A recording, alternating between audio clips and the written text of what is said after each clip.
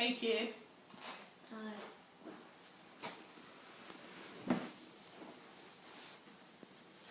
Hi. Welcome back to Love's the Word. And we are being visited by one of my favorite people. Her name is Nandi.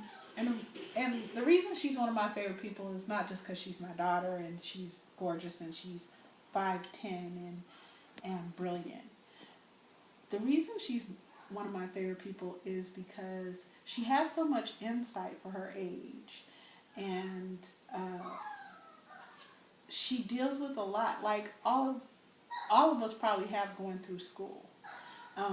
It's just not easy. It's not easy at work either. Sometimes it's not even easy in our families, right?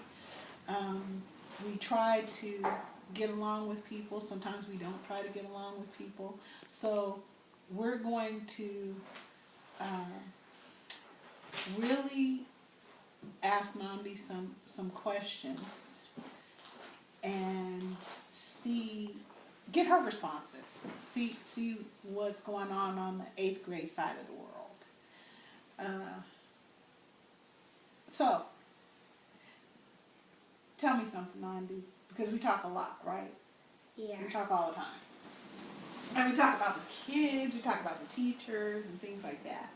And we moved to this new place that's kind of weird to us. I mean, because where we came from, people were just people. They were real. I mean, if you got cursed out in the parking lot, so what? So be it. But here it's just this underlying kind of sneakiness where people are hating on you from afar and they're doing all these things to make you feel bad.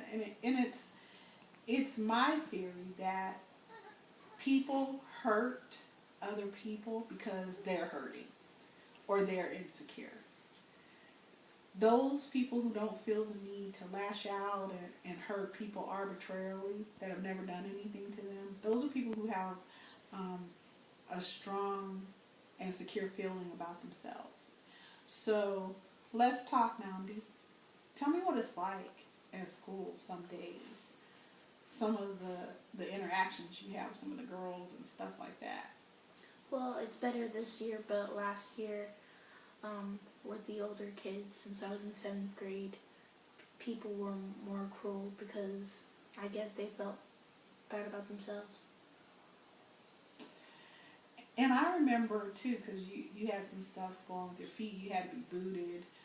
I mean, people would put their foot out to trip you. And, like, if I was them, I wouldn't be tripping you because, first of all, I might get knocked out, but I'm just saying. But, you know, people did that kind of stuff to you. And tell us how you felt. It was mean. It was pretty hurtful. But I told him this year, since things have gotten better, that you don't get to treat me that way. I have boundaries and you need to stick with them, or you need to keep your mouth shut. How do you enforce those boundaries, Nandi? You respect me like if we were friends or acquaintances. Mm-hmm.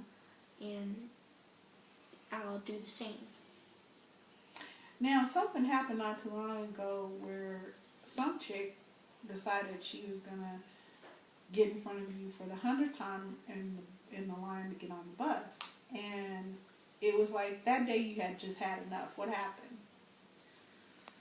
I told her to move and that she needs to stop what she always does. And then she did lie, of course, but others agreed with me, and so she was moved to the back. Now, you come from a kind of a rough neighborhood, right? And you've been used to dealing with things in a different manner, but now you really have to use your words. But you use your words even in the rough neighborhood, I have to say, because, you know, you have this intellect and this way with people, I think, that you have a big influence on people. But what about those those kids that you see at school who don't have your ability to use their words. They don't know they have boundaries. They don't know they have rights. I tell them that they do, and I try to explain it in the way that they'll understand, but they eventually get it. How's that? Well, by them eventually getting it. How do you explain it to them? Well, I tell them that they are like a general person is a good person, and they've done so many nice things for other people. They deserve the kind of respect that they give out, and eventually they get it. At the moment, they just don't understand, but they get it as they grow, they mature, and yeah. And then, you know, I love what you're doing because I think that's so much a part of love is the word when you've grown up with love. So you are doing something that we need to do in our lives, that we need to do in our school lives, our work lives, and that is to be able to be there for each other and say, you're deserving. And you get to have boundaries. And you get to tell people what those boundaries are, and people need to respect them. And I've gone through this world for many years, and it's taken me a long time to not go from 0 to 60, you know, from okay to somebody messing with me and just getting angry. Now that I've learned what my rights are as a human being, I have the right to be happy, I have the right to have a different opinion, I have a right to express myself respectfully, I have a right to be healthier than those around me, and I have the right to have respect and dignity, whether I'm in the workplace, school place, the front yard, or whatever it is. Above all, especially my home. And we have so many rights as human beings that we need to observe them. A good place to look for, there's a list of 25 rights on the Marsha Linehan website, and her last name is Linehan, where she talks about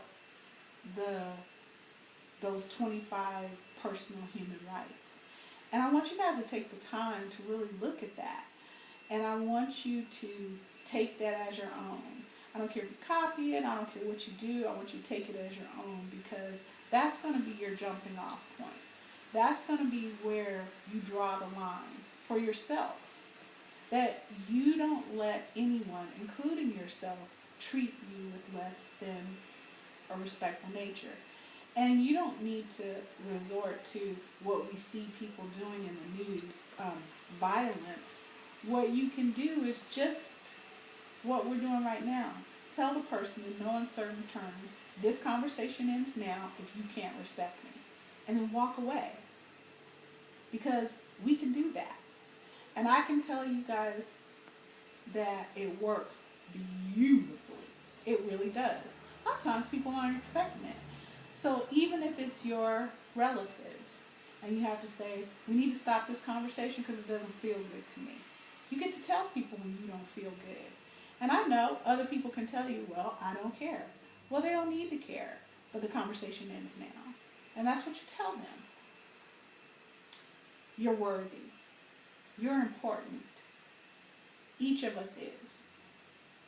Love's the word.